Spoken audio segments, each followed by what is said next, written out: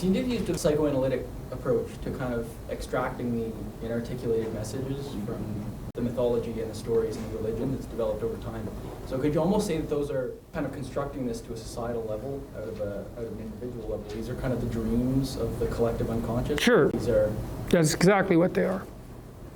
They're the fantasies of the collective unconscious. That's one way of looking at it. I mean, they also take a socially determined form, right? Because it's animated, and that's a technology, and it's obviously something that exists at a particular time and place.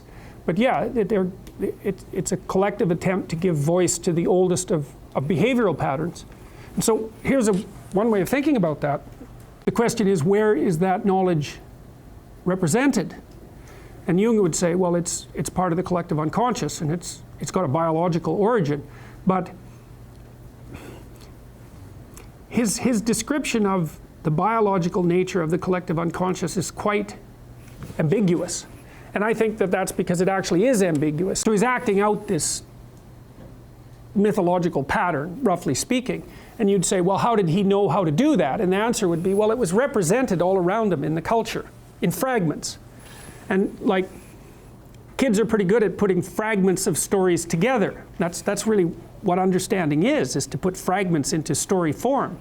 And so he'd watch Disney movies, and his parents had read him stories, and he did pretend play with the other kids, and all of those were like exemplars of this underlying narrative. They're variants of it, and because he can abstract and generalize, he's pulling out the central features of those narratives, the heroic features, and then embodying them. So you could say, well, the central features of these narratives are fragmented and distributed across the entire culture. And so they don't have to be exactly inside your head. They don't have to be part of your memory. They're distributed in the behavior and the actions and the stories of the entire culture.